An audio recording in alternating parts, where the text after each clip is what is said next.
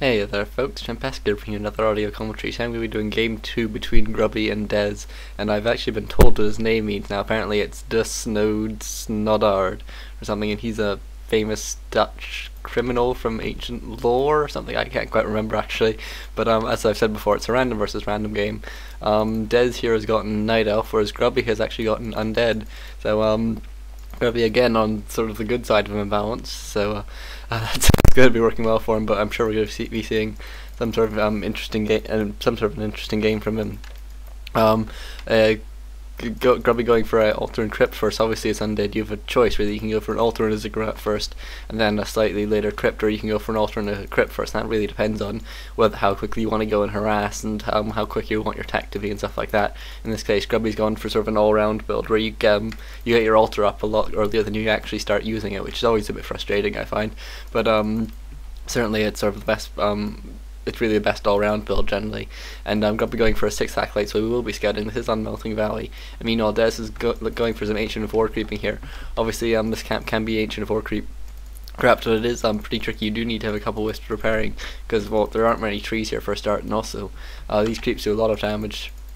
Actually, an interesting thing, if I'm not sure if I've ever actually pointed this out before, but on this side, as you can see, there's 4 trappers here, and obviously 1 warlord, whereas on this side there are 2 trolls, 2 trappers, and so not a perfectly mirrored map there, but then again it does balance out here, because you have 1 trapper and 2 trolls there, and 3 trappers here, so it does all balance out in the end. But it is a bit of a weird choice by the map maker just to put that in, and I don't think it really makes any difference whatsoever in terms of who's going to creep what, and because they do give slightly different experience and stuff, but not different items.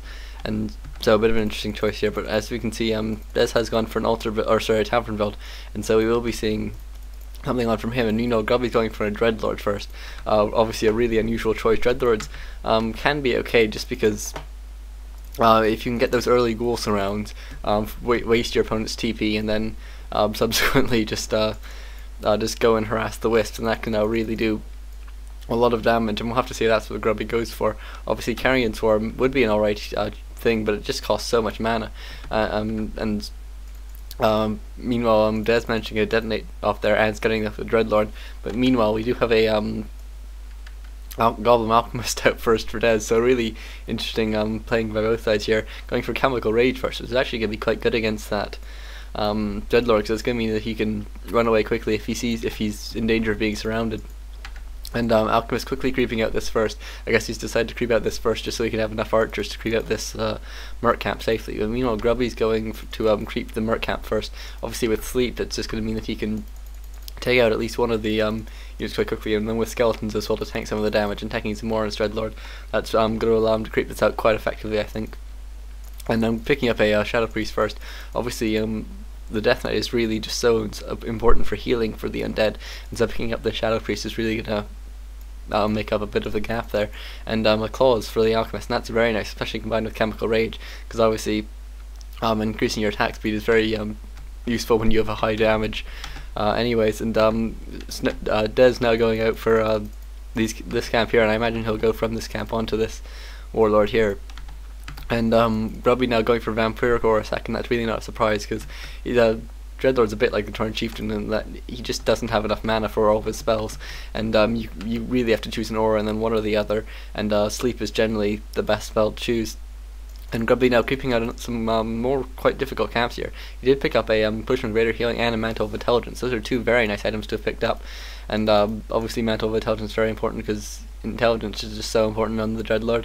And Potion of Greater Healing, obviously, just because it's going to take him a while to heal himself up just with the Shadow Priest, especially considering he's done a lot of tanking actually on his Dreadlord.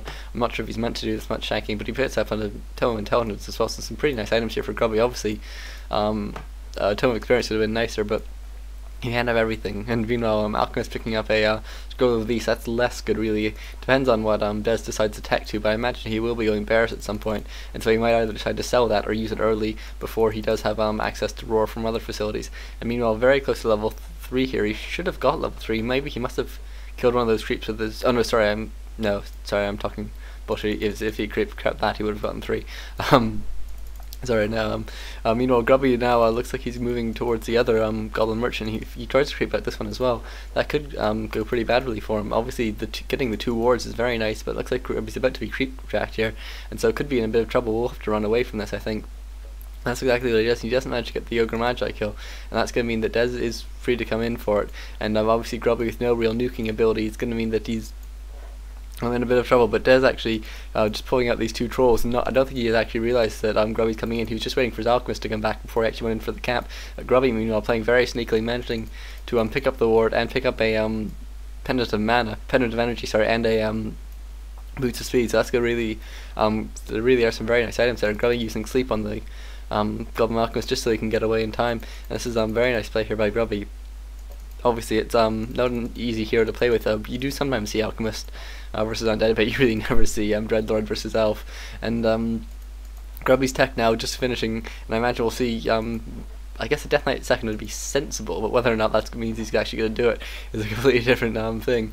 Dreadlord now has taken a fair bit of damage, and Grubby is now on the run. This it is pretty hard to kill one of these Alchemists. Obviously, they have very low armor, but very high hit points, which makes them very good against Undead, who obviously, or at least generally, focus on the nuking abilities. And Grubby getting I think the sacrificial pit there cancelled, and selling now an item. I don't quite know what item it was, but he's buying a Rod of Necromancy as well, and so he will be just sort of trying to use skeletons to push away this army, and that is pretty sensible considering how much normal armor there is within this army.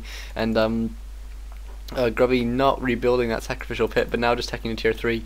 Meanwhile, Des is going for wins. Actually, this is a really interesting game. And that's gonna, if he goes for any dots, and that's going to mean he can have massive armor reducing capabilities. Because obviously between the Alchemist and the Chemical Bomb and then Fairy Fire as well, that you can get sort of -9 armor or so from that, and that would be very nice for him. And meanwhile, on this one Shadow Priest being picked off, but Grubby being forced to use his Greater Healing Potion, and now using a Dust as well, obviously trying to get a couple Archer kills with losing as little as possible himself. I think this is really just a stalling technique from him. Des actually getting very close to a surround here, and looks like he might have it. He needs to move that Shadow Priest down a bit, I think, to close it off, but maybe it was complete out there. He did move it in later, but Grubby decides to TP out anyway, so it must have been complete, I guess. And meanwhile, a Sacrificial Pit and a Slaughterhouse coming out, and Death Knight has come out second for Grubby. I guess he's decided that this game wasn't going as well as he might have hoped, and so he just picked up this this Death Knight, because obviously that's just sort of the best in terms of just I want to win this game, especially considering there's no Demon Hunter out or Warden, which are obviously the 2 normal elf choices, and Demon Hunter would just burn all the mana away, and Warden would just be able to focus down that Death Knight. But a Panda out second now for Des, and that's going to mean that he's been making very good use of the taverns actually, and that's going to be very useful for when Grubby actually brings in his ghouls. He does have a fair few ghouls back here, but he hasn't actually used them yet, and I think what he's trying to do is he's just trying to wear down Des as much as possible, and then bring in his units when Des is a bit worn down, and maybe out of mana as well, which Des is sort of certainly on the way to being, at least. And meanwhile, yeah, 2 dots now out for Des, but he hasn't actually rallied. It's a bit of a mistake there, and he can't really afford to make mistakes against a player like Grubby, even if he's playing a sort of crazy fun strat.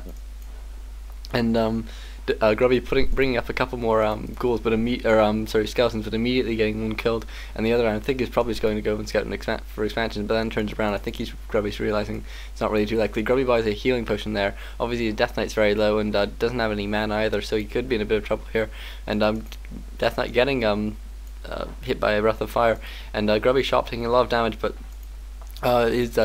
Des just switches fire and doesn't manage to take down the Death Knight, so Grubby's in a bit of trouble here.